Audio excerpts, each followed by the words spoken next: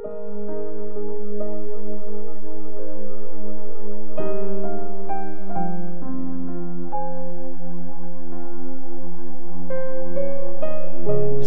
chapter 15. Ang parable tungkol sa puno ng ubas. Sinabi ni Lord sa akin, "Tao, anong meron sa sanga ng puno ng ubas na wala sa iba pang punong kahoy sa gubat? May magagawa ka bang kahit ano galing doon?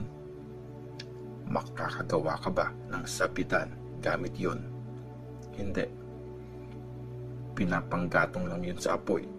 Tapos, pag nasunog na yung magkabilang dulo nun at naging uling na yung gitna, may silbi pa ba yun? Nung buo pa yung sanga, useless na yun. E di lalo na pag nasunog yun at naging uling, wala na yung pakinabang. Kaya ito ang papasabi ni Lord God. Kung paanong kinuha sa gubat yung mga sanga ng puno ng ubas at kinamit na panggatong sa apoy, ganon din ang gagawin ko sa mga taga-Jerusalem. Paparusahan ko sila. Kahit makatakas sila sa apoy, masusunog pa rin sila at makikilala niyong ako si Lord pag pinarusahan ko na sila. Nagtaksil sila sa akin, kaya wawasakin ko ang lupain. Ito ang sabi ni Lord God." Ezekiel chapter 16. Ang taksil na Jerusalem. Sinabi pa ni Lord sa akin, "Tao, ipamukha mo sa Jerusalem yung mga nakakagalit na ginawa niya. Sabihin mong pinapasabi ito ni Lord God sa kanya. Galing ka sa lupain ng mga Canaanites at doon ka pinanganak. Amorite ang tatay mo at Hittite naman ang nanay mo.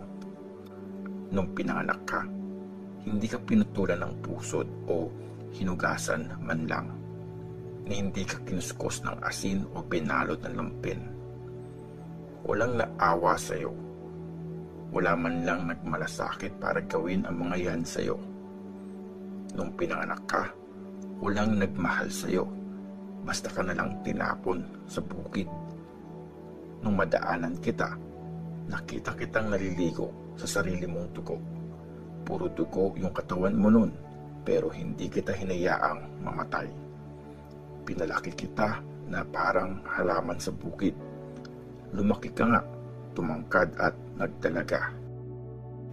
Lumaki ang dibdib mo at humaba ang buhok, pero hubot-hubad ka. Nung madaanan ulit kita, nakita kong nasa edad ka na para magmahal. Hubad ka nun at tinakpan kita ng balabal ko. Sumpa akong mamahalin kita at nakipagkasundo ako sa iyo, at ikaw ay naging akin. Ito ang sabi ni Lord God. Pinaliguan kita at hinugasan ko yung katawan mong duguan. Pinahiran kita ng olive oil. Binihisan kita ng binordahang damit at binigyan ng leather na sandals, linen na turban at silk na balabal. Binigyan kita ng magagandang alahas. Sinuotan kita ng mga bracelet at kwintas. Nilagyan kita ng hikaw sa ilong at tenga at sinuotan ng magandang korona. Gold at silver yung mga alahas mo. Tapos yung mga damit mo, gawa sa mamahaling linen, silk at telang pinordahan. Gawa sa best na harina yung mga kinain mong tinapay. Meron ka pang honey at oil. Sobrang ganda mo. Para ka ng reyna. Sumikit ka sa mga bansa kasi maganda ka. Perfect ang ganda mo dahil sa kagandahang binigay ko sa iyo, sabi ni Lord God. Pero ginamit mo yung ganda mo at nagpaka-prostitute ka porke sikat ka. Binigay mo ang sarili mo sa lahat ng dumadaan. Ginamit mo yung mga damit mo na pang-decorate sa mga altar. Tapos namuhay ka na parang isang prostitute. Wala pang nangyaring ganito noon at di na ito mangyayari in the future. Yung mga gold at silver na alahas na binigay ko sa iyo, kinuha mong estatwa ng mga lalaki. Tapos sinamba mo ang mga yon. Kinuha mo yung mga binordahang damit para ipantakip sa mga estatwang yon. Tapos, inoffer mo sa kanila ang binigay kong oil at insenso. Binigyan kita ng pagkain, yung best na harina, olive oil at honey. Pero inoffer mo lang din yun sa mga Diyos-Diyosan para matuwa sila. Ito ang sabi ni Lord God. Tapos, kinuha mo rin yung mga anak na binigay ko sa iyo at sinacrifice mo sa mga Diyos-Diyosan. Di ka pa ba nakontento sa kahalayan mo? Pinatay mo pa talaga yung mga anak ko para sunugin sila at isacrifice sa mga Diyos-Diyosan. Ang sasama ng pinagkagawa mo at napakahalay mo. Hindi mo man lang naalala yung sitwasyon mo nung bata ka pa, nung hubot-hubad ka at naliligo sa sarili mong dugo. Nagbuhay prostitute ang Jerusalem. Sabi ni Lord God, kawawa ka, ang saklap na mangyayari sa iyo. Ginawa mo na nga lahat ng kasamang yan, nagpatayo ka pa ng altar at mga sambahan sa bawat plaza. Nagpagawa ka nun sa bawat kanto at dinungisan mo ang ganda mo doon. Inalok mo ang dangal mo sa bawat dumadaan at lumala pa ang pagiging mahalay mo. Nakipagtalik ka sa mga Egyptians, yung mga kapitbahay mong mahalay. Pinalala mo pa ang kahalayan mo para lalo akong galitin. Kaya pinarusahan kita at pinawasan ko yung ibibigay ko sana sa iyong blessing. Sinuko na kita sa kamay ng mga kaaway mong Philistines na hiyang-hiya sa kahalayang ginagawa mo. Hindi ka pa nakontento kaya hinabol-habol mo rin ang mga Assyrians. Nagpaka-prostitute ka sa kanila pero hindi ka pa rin nasiyahan. Nagpahalay ka pa sa mga taga-Babylon, yung lupain ng mga negosyante, pero wala, hindi ka rin nakontento sa kanila. Ito ang sinasabi ni Lord God. Kinagalit mo talaga ako. Ginawa mo lahat ng ito. Para kang prostitute na di marunong mahiya. Nagpatayo ka ng altar sa bawat kalsada at mga sambahan sa bawat plaza. Pero iba ka sa mga prostitute kasi hindi ka nagpapabayad. Taksil kang asawa. Mas gusto mo bang makipag-sex sa di mo kilala kesa sa totoo mong asawa? Normally, yung lalaki ay nagbabayad sa mga prostitute. Pero iba ka. Ikaw pa ang nagre-regalo sa lahat ng lalaki mo. Galing sila sa iba't ibang lugar at binabayaran mo sila para lang samahan ka sa kama. Iba ka talaga sa mga prostitute. Walang pumilit sa'yo na maging ganyan. Hindi ka binayaran. Ikaw mismo ang nagbabayad. Grabe, iba ka talaga. Ang hatol ng Diyos sa Jerusalem. Ngayon, Jerusalem, ikaw na prostitute ka. Makinig ka sa sinasabi ni Lord. Ito ang sabi ni Lord God. Hinubaran mo ang sarili mo at na-expose ka na sa kahihiyan kasi nakipagtalik ka sa mga lalaki mo. Binigay mo ang sarili mo sa mga Diyos-Diyosan at pinatay mo ang mga anak mo para isacrifice sa kanila. Dahil dyan, pagsasama-samahin ko ang mga naging lalaki mo, yung mga na-enjoy mong kasama at yung mga inayawan mo. I-gather ko sila para labanan ka at paliputan. Tapos, uhubaran kita para makita kanilang hubot-hubad. Hahatulan kita bilang babaeng taksil sa asawa at mamamatay tao. Ipapapatay kita kasi galit na galit ako. Ayoko nang may karibal. Isusuko kita sa mga lalaki mo. Wawasakin nila ang altar mo at ipapasira yung ginawa mong sambahan. Uhubaran ka nila. Aalisin ang mga alahas mo at iiwan kang hubot-hubad. Hahakot sila ng mga taong tumog sa iyo. Babatuhin ka nila at tatadtarin ng espada.